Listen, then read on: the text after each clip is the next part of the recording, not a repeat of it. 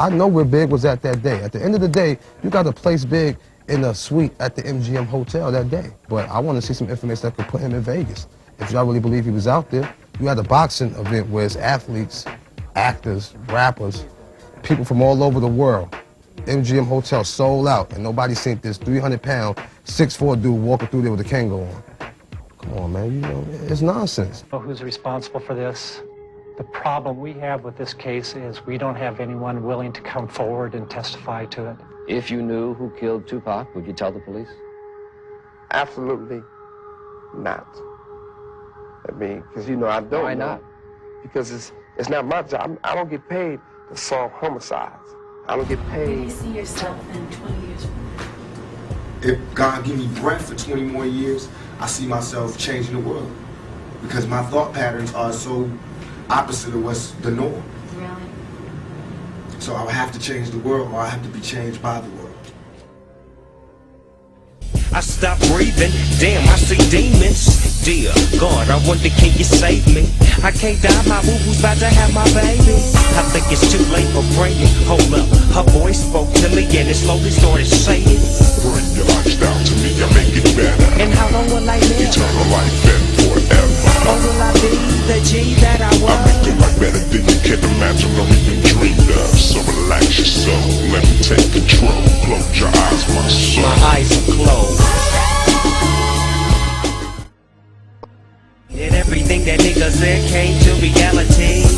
Living like a bungalow, I'm having money and blowing hella chronic smoke. I bought my mama a Benz, my boo-boo a Jag, and now I'm rolling in the nitrous AL dope Ray. Just remember who changed your mind, cause when the store said tripping, that ass is mine. East Coast, West Coast thing is something that the journalists and people are making just to get paid off this so it can drag out and everybody can have albums. They're perpetuating this so it can be drama.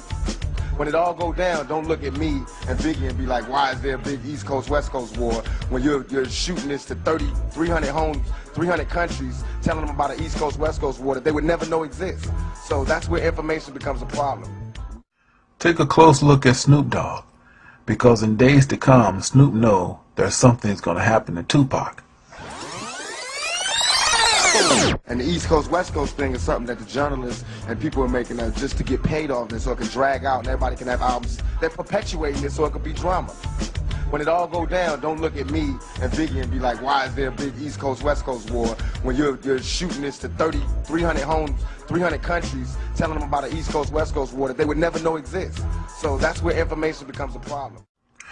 Snoop knows Tupac's life is in danger days before his death. How do you feel hip-hop would be today if Big and Tupac was here still? And it's sad to say that their lives had to be sacrificed for hip-hop to become what it is today. We talked about human sacrifice, okay? There it is, right in their book. I mean, I didn't invent that. That's there. And it's sad to say that their lives had to be sacrificed for hip-hop to become what it is today. As an expert on cults and satanic ritual abuse,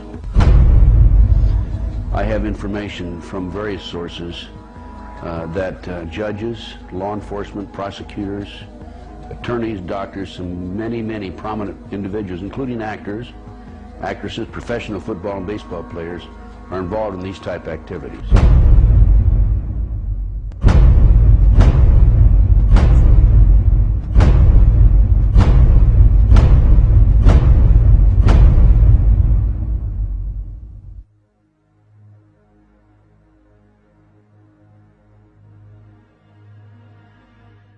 Your friend, George, took you and Roland to this mansion where people worshipped the demons. Mm-hmm. What was it like there? What kind of people were there?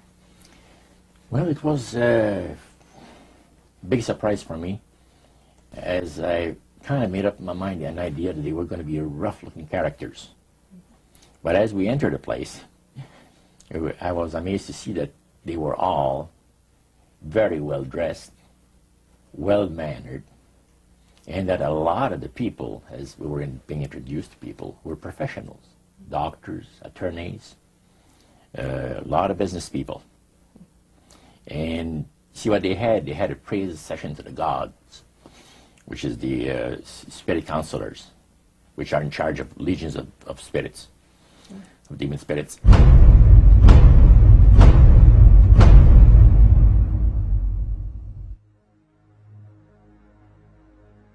also expressed to us the danger, explained to us the danger of going against the will of the spirits. And he mentioned about this one man and his wife that live in a fireproof building in Montreal. The place burned right down within a minute.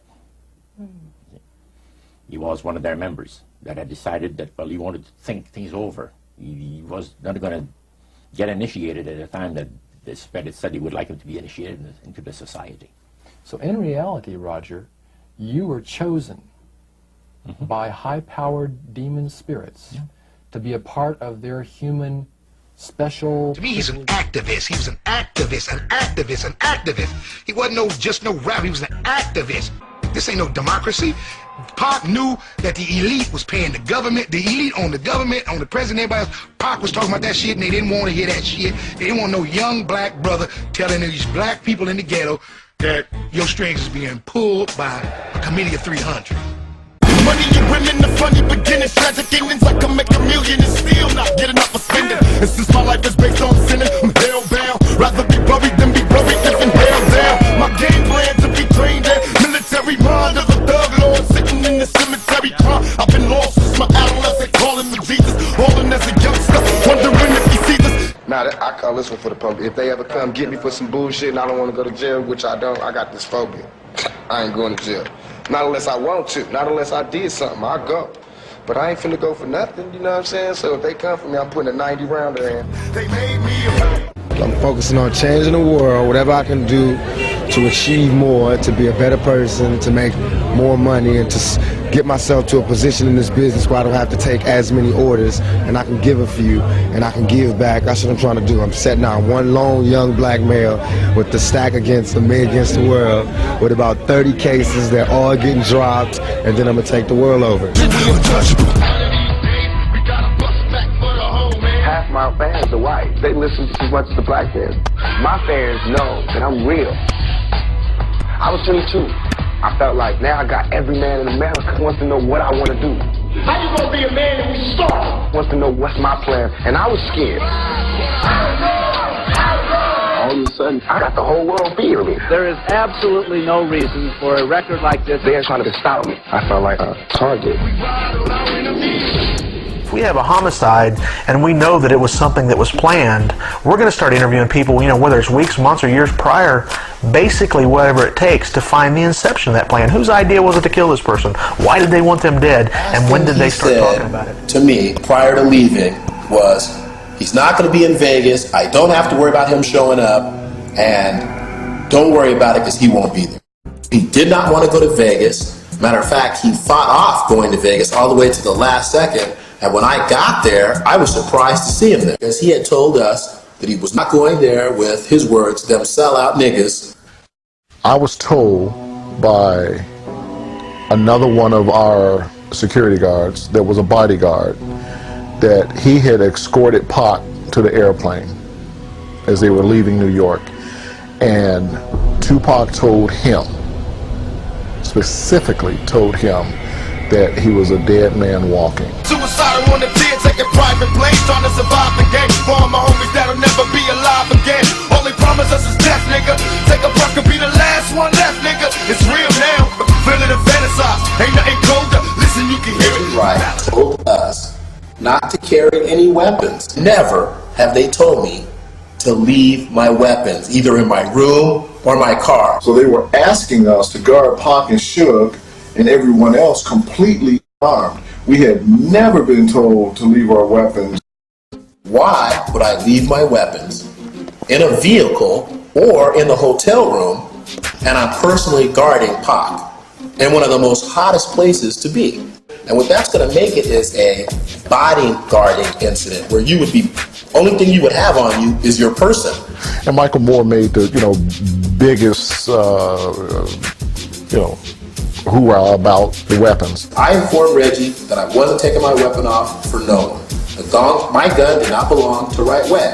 It was my personal gun, and I was going to carry it, and that's what I did.